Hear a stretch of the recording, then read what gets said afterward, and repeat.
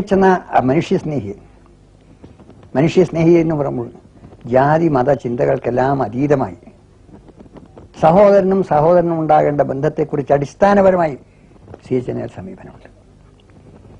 തനിക്കും തന്നോടൊപ്പമുള്ള സമൂഹത്തിനും അല്ലെങ്കിൽ സമുദായത്തിനും എന്ത് നന്മ വരുന്നു എന്നുള്ളതിനേക്കാൾ ഉപരിയായി അവർക്ക് നന്മ വരണമെന്ന് ആഗ്രഹിക്കുന്ന ആളാണ്.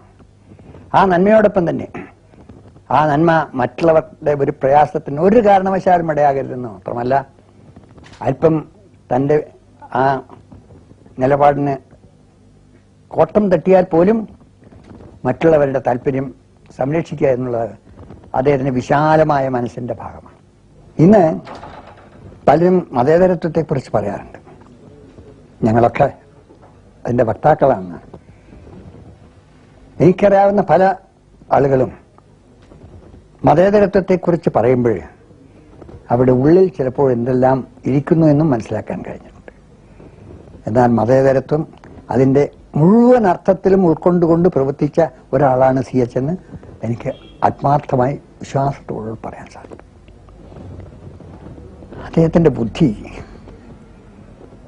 അപാരമായ ബുദ്ധിയാണ്. വലിയൊരു പണ്ഡിതനല്ല, വലിയൊരു സ്കോളറല്ല. പക്ഷേ പാണ്ഡിത്യം എന്താണെന്നുള്ളത് അതിൻ്റെ ശരിയായ അർത്ഥത്തിലാണെങ്കിൽ ഏറ്റവും വലിയ പണ്ഡിതനായിരുന്നു CH. എത്ര പ്രയാസങ്ങളേറിയ പ്രശ്നങ്ങളുണ്ടായാലും ശരി, പരിഹാരം കണ്ടെത്തുന്ന കാര്യത്തിൽ എന്തൊരു കൂർമ്മബുദ്ധിയാണെന്ന് അറിയാം. എന്ന് മാത്രമല്ല, ഞങ്ങളെ കൂടുതൽ അടുപ്പിക്കാനൊരു കാരണമുണ്ട്. ശരിയാണെന്ന് തോന്നുന്നത് തീരുമാനിക്കുന്നത് ചെയ്യുക. അതിൻ്റെ ഭവിഷ്യത്തുകളെക്കുറിച്ചൊന്നും ആലോചിച്ച് അല്ലെങ്കിൽ തലപുകഞ്ഞ് സമയം പാഴാക്കാറില്ല. എനിക്ക് തോന്നുന്നില്ല എപ്പോഴെങ്കിലും പിഴച്ചിട്ടുണ്ടെന്ന്. ഒരിക്കലും പിഴയ്ക്കാനിടയായിട്ടില്ല. അങ്ങനെ തൻ്റെ പ്രവർത്തനത്തിൽ താൻ ഉൾക്കൊള്ളുന്ന മുസ്ലിം സമൂഹത്തിൻ്റെ താല്പര്യവും അദ്ദേഹത്തിനുണ്ടായിരുന്നു എന്നുള്ളതും ഇന്ന് ആ സമുദായത്തിന് ഒരിക്കലും മറക്കാൻ സാധിക്കാത്ത സംഭാവന ചെയ്ത ഒരു വ്യക്തി മറ്റാരേക്കാൾ CH ആണ്. ആ സമുദായത്തിന് വേണ്ടി, സമൂഹത്തിന് വേണ്ടി പല പ്രവർത്തനം ചെയ്ത പലരും ഉണ്ട്. പക്ഷെ ഇന്ന് സാമ്പത്തിക രംഗത്തും അതോട് തന്നെ അറിവിൻ്റെ കാര്യത്തിലും മറ്റ് ആളുകളോടൊപ്പം വളരാൻ ആ സമുദായത്തിന് കഴിഞ്ഞിട്ടുണ്ടെങ്കിൽ CH മുഹമ്മദ് കോയ എന്ന ആ മഹൽ വ്യക്തി വിദ്യാഭ്യാസ വകുപ്പ് കൈകാര്യം ചെയ്തതിൻ്റെ ഫലമായിട്ടാണ്. ഫയല് വന്നാൽ വളരെയധികം സമയം അദ്ദേഹത്തിന് വായിക്കണ്ട. കണ്ണോടിച്ച് നോക്കിയാൽ മനസ്സിലാക്കും അദ്ദേഹത്തിൻ്റെ നർമ്മബുദ്ധി. സാഹിത്യത്തിൽ പണ്ഡിതനല്ലെങ്കിലും എൻ്റെ അഭിപ്രായത്തിൽ ഹാസ്യ സാഹിത്യത്തിന് അദ്ദേഹത്തിനുള്ള താല്പര്യം ചെറുതൊന്നുമായിരുന്നില്ല.